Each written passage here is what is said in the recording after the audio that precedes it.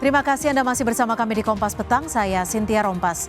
Saudara Sekretaris Tim Kampanye Nasional Prabowo Gibran, Nusron Wahid mengaku akan ada rekonsiliasi baru setelah putusan MK yang menolak seluruh gugatan Pilpres 2024. Nusron Wahid menyebut akan ada sejumlah partai pengusung Anies Mohaimin dan Ganjar Mahfud yang akan bergabung ke koalisi pemerintahan Prabowo Gibran. Nusron menyebut dinamika politik akan terlihat usai putusan MK dan penetapan Prabowo Gibran sebagai presiden dan wakil presiden terpilih oleh KPU.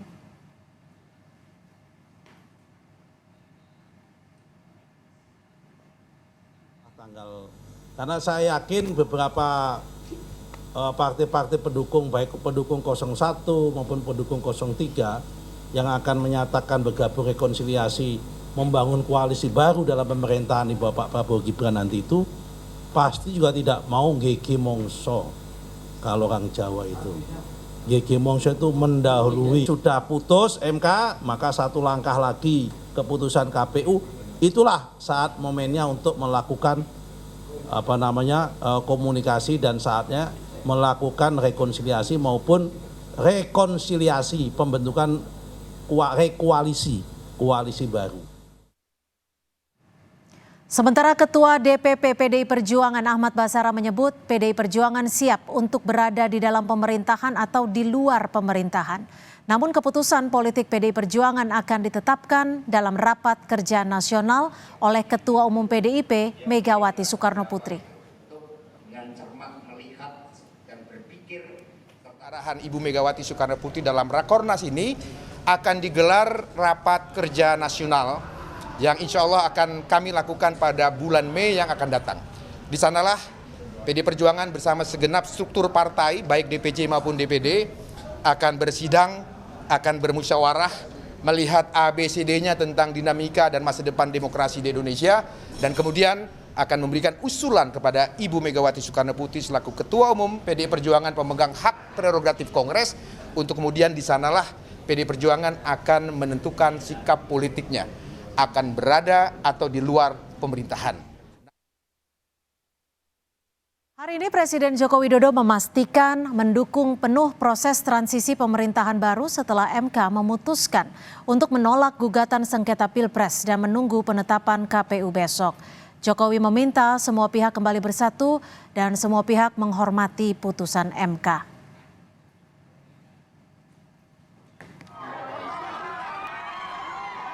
Satu, bekerja membangun negara kita. Dan pemerintah mendukung proses transisi dari pemerintahan sekarang ke nanti pemerintahan baru. Akan kita siapkan karena sudah sekarang MK sudah, tinggal nanti penetapan oleh KPU besok. Ya, saya rasa itu. Tim Kampanye Nasional memprediksi usai penetapan Prabowo Gibran sebagai presiden dan wakil presiden terpilih oleh KPU, akan ada parpol pengusung Anies dan Ganjar yang akan bergabung. Sementara saudara, sebelumnya putusan MK digelar, Prabowo Subianto juga telah berkomunikasi dengan sejumlah ketua umum partai politik di luar partai pengusungnya. Kita bahas bersama juru bicara tim pemenangan Prabowo Subianto Gibran, Pak Wihadi, dan juga politisi Nasdem Bestari Barus serta pengamat politik Profesor Ikrar Nusa Bakti. Saya akan ke Pak Bestari terlebih dahulu. Selamat sore Pak Bestari. Ini masih ada pertemuan antara Caimin dan juga Pak Surya Paloh? Masih berlangsung kah? Iya, masih di lantai 20. Ya. Bahas apa Pak? Membahas tentu seputar pemilu lah. Gitu. Gimana kan kemarin kan Partai Nasdem mengusung dua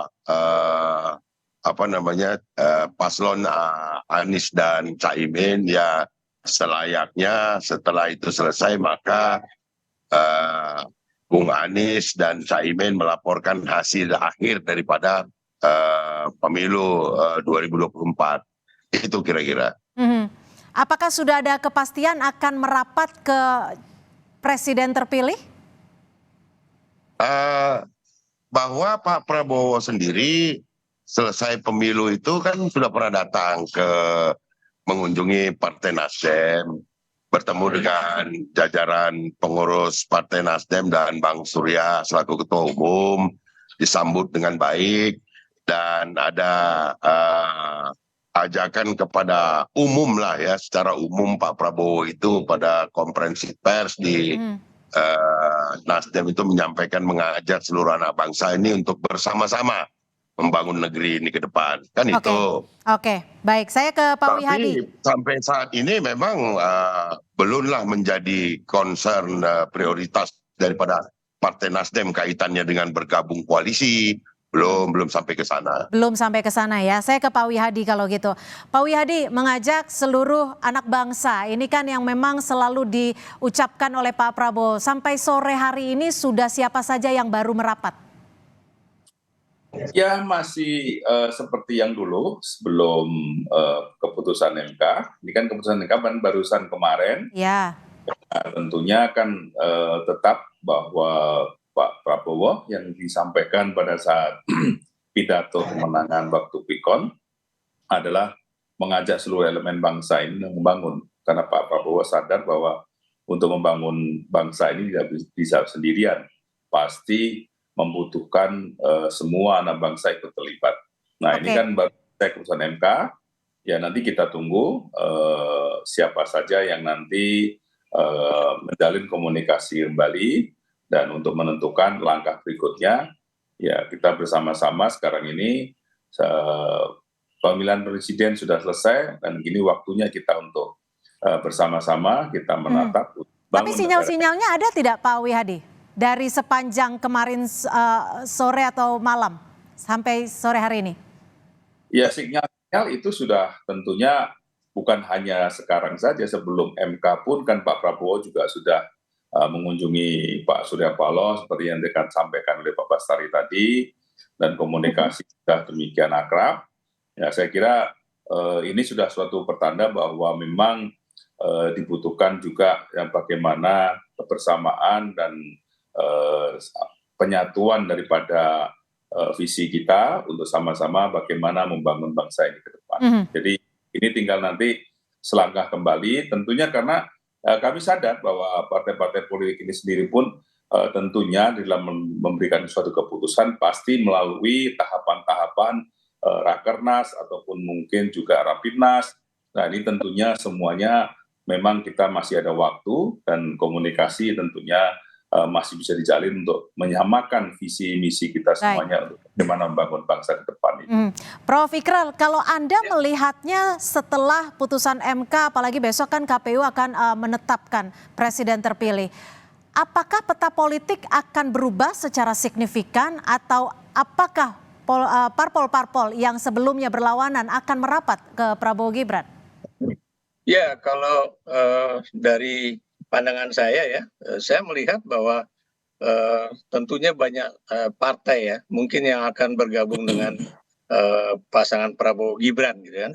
Dan itu juga tidak aneh buat saya, karena saya beri contoh misalnya PKB sendiri kan sebelum mendukung Anies Baswedan, itu juga adalah pasangannya Prabowo tadinya ya, untuk maju di dalam Pilpres 2024 ya. Dan kemudian kalau kita lihat juga PKB dalam sejarah politik di Orde Reformasi ini, itu juga tidak pernah berada di oposisi ya. PKB selalu mendukung siapa yang menang di dalam pemilu, ya, bahkan bergabung dengan partai yang akan menang di dalam pemilu. Itu yang kita lihat ya. Nah, kalau Nasdem kita juga tahu bahwa Nasdem dengan Gerindra itu kan awalnya juga satu ideologi yang sama, yaitu golongan karya ya. Dan kemudian kita juga tahu setelah pemilu usai itu Pak Prabowo sendiri kan sudah berkunjung ke markas Nasdem di Godangdia ya. Jadi itu suatu hal yang tanda-tandanya sudah sangat kuat ya. Walaupun kita juga belum tahu apakah kemudian PKS ya, yang juga kayaknya memberikan sinyal-sinyal ingin bergabung ya, dan kemudian apakah ini juga akan bergabung, karena bagaimanapun di situ juga ada orang-orang yang dulu menjadi bagian dari PKS ya, yang sekarang masuk dalam Partai Gelora yang tidak masuk ke dalam parlemen dalam pemilu legislatif tahun 2024 ini ya. Kalau PDIP kita juga belum tahu apakah PDIP akan melanjutkan posisi politiknya bahwa kalau dia kalah di dalam pemilu presiden, dia akan tidak masuk ke dalam kabinet yang dibentuk tersebut ya. Jadi akan melanjutkan posisi PDIP sebagai partai yang akan Oke, menjadi tapi gini Prof. Ikrar, penyeimbang itu. untung ruginya adakah ketika Nasdem ataupun PKB akan bergabung dengan kabinet Prabowo Gibran nanti?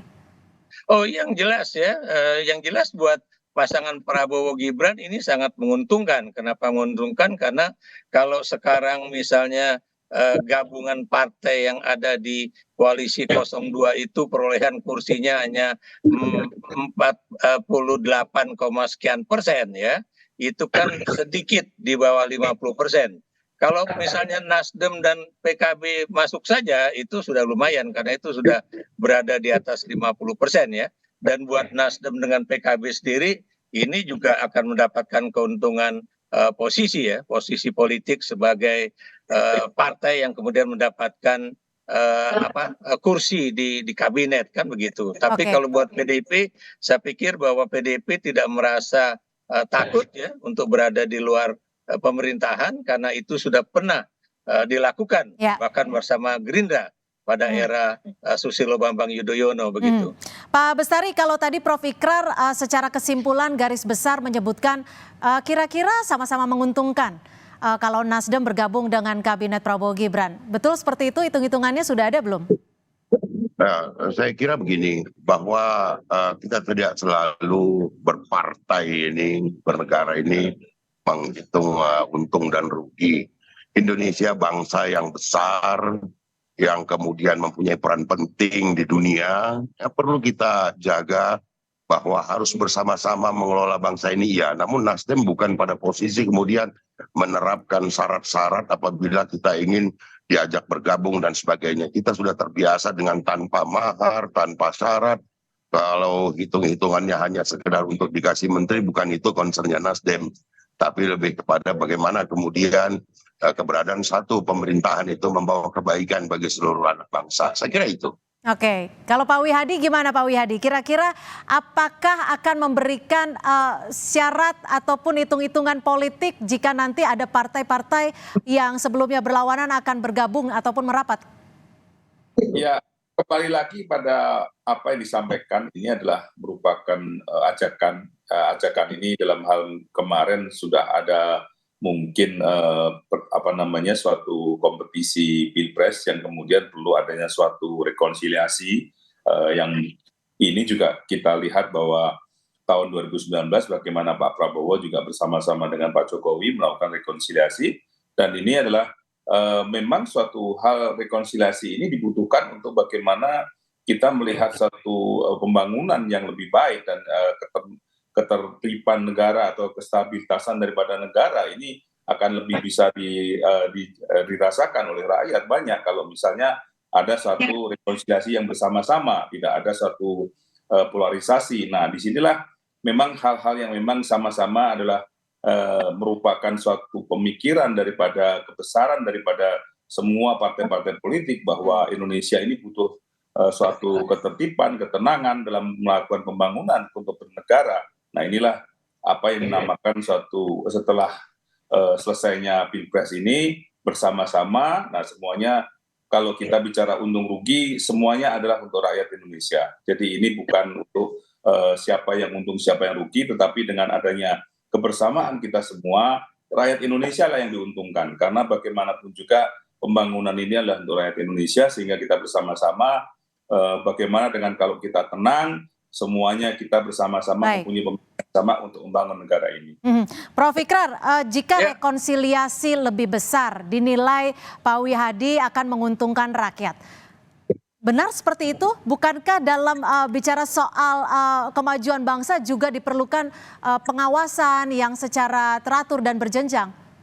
Iya, yang namanya untuk kepentingan rakyat dan bangsa Indonesia itu tidak harus kemudian semua yang berkompetisi di dalam politik ya, khususnya untuk jabatan presiden wakil presiden, kemudian tumplek-plek masuk ke dalam pemerintahan. Itu namanya bukan persoalan demokrasi, itu bukan persoalan gotong royong politik ya. Demokrasi itu membutuhkan adanya kelompok-kelompok partai ya yang tidak dalam posisi yang selalu berseberangan dengan pemerintahan, bisa saja ini tidak duduk di dalam pemerintahan tapi juga memberikan misalnya kritikan dan juga tinjauan mengenai jalan mana yang harus ditempuh, karena tanpa adanya kelompok yang berada di luar pemerintahan itu tentunya yang namanya jalannya pemerintahan juga akan boleh dikatakan salah begitu. Saya beri contoh misalnya ya, apa yang dikatakan juga oleh politisi-politisi muda Golkar ya, yang mengatakan bagaimana pemerintahan Jokowi Ma'ruf Amin ini ya, khususnya di parlemen ya, ketika hampir semua partai politik besar itu ada di dalam koalisi Jokowi Ma'ruf Amin, itu proses perundang-undangan itu boleh dikatakan berjalan secara tidak natural sebagaimana mestinya ya. Misalnya teman-teman di Golkar juga menyatakan bagaimana undang-undang mengenai Omnibus Law, undang-undang mengenai IKN, atau undang-undang lain yang tentunya tidak seluruhnya menyenangkan atau mementingkan rakyat banyak ya, termasuk juga orang-orang yang ada di apa namanya itu di level bawah begitu.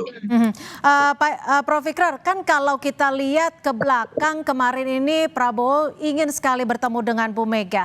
Apakah sosok Presiden Jokowi ini menjadi apa ya, bisa dibilang penghalang untuk keduanya bersatu, Prabowo dan Mega dalam kabinet baru? Saya terus terang ya tidak berani mengatakan apakah penghalang atau tidak, tapi informasi yang juga saya miliki ya, termasuk juga dari teman-teman Partai Golkar ya, mengatakan bahwa kelihatannya Pak Jokowi tidak begitu nyaman ketika kemudian Pak Roslan itu ya, Pak Roslan itu menyatakan pada saat Idul Fitri ke rumahnya Bu Mega itu menyatakan bahwa kayaknya akan ada pertemuan antara Megawati dan Prabowo. Tapi buat saya Pak Prabowo memang harus menurut saya mengadakan pertemuan itu ya, tanpa melihat apakah Pak Jokowi itu menjadi penghalang atau bukan. Kenapa demikian? Karena beliau juga harus menunjukkan bahwa beliaulah yang akan menjadi pemimpin bangsa kita ya dalam 5 tahun ke depan. Dan karena itu sejak saat ini beliau harus sudah menunjukkan bahwa ini tergantung kepada saya, bukan kepada Jokowi lagi ya. Nah ini yang menjadi persoalan ini adalah buat transisi pemerintahan itu memang terlalu lama. Kita masih mengikuti tradisi lama di mana waktu itu pemilu presiden dan legislatif itu dipisah. Makanya sekarang ada transisi yang makan waktu sampai 6 bulan lebih ya, dan itu yang menyebabkan presiden terpilih Prabowo Subianto itu mengalami kesulitan di dalam cepat proses transisi itu. Kami tangkap, Prof. Pak Wihadi, sinyal ataupun komunikasi dengan PDIP sejauh ini seperti apa? Apakah sudah ada sinyal lanjutan setelah Lebaran kemarin? Ya tetap saja bahwa memang tetap ada komunikasi di tingkat pelaksana, di tingkat ketua harian. Dan juga kita melihat bahwa beberapa kali juga komunikasi antara Gerindra dengan PDI Perjuangan itu tetap terjalin dan hanya menunggu waktunya saja kapan ada pertemuan antara Pak Prabowo dengan Ibu Megawati. Itu kan selalu yang disampaikan dalam berbagai kesempatan. Dan Ibu Puan sendiri kan juga sudah sempat juga menyatakan hal tersebut. Jadi saya kira ini adalah menunggu waktunya saja, karena kan semuanya kemarin kan masih menunggu hasil MK. Nah ini kan hasil MK juga baru kemarin dan mungkin besok baru KPU secara resmi akan mengumumkan hasil daripada Pilpres yang sudah terjadi di 2024 ini. Jadi ini adalah rangkaian yang memang perlu ada kesabaran dan komunikasi tetap terjalin untuk semuanya, di mana semuanya ini adalah kebaikan bangsa dan negara ini. Dan setelah Pilpres yang mana banyak permasalahan-permasalahan, banyak juga yang mungkin perlu diselesaikan setelah Terakhir ke Pak Bestari, kapan kira-kira kepastiannya Partai Nasdem ini akan menentukan apakah akan bergabung dalam kabinet atau menjadi oposisi? Ya tentu kita menunggulah. Artinya begini, tadi sudah saya sampaikan itu bukan menjadi prioritas. Hari ini kita masih mengawal para kader kita yang sedang ada harus diperjuangkan di tingkat Mahkamah Konstitusi, yang sedang bersengketa dengan kawan-kawan dari partai politik lain. Itu yang mesti menjadi concern kita. Dan ini kan masih lama, tunggu dulu pelantikan, baru kemudian menyusun kabinet. Masih panjang waktu untuk itu.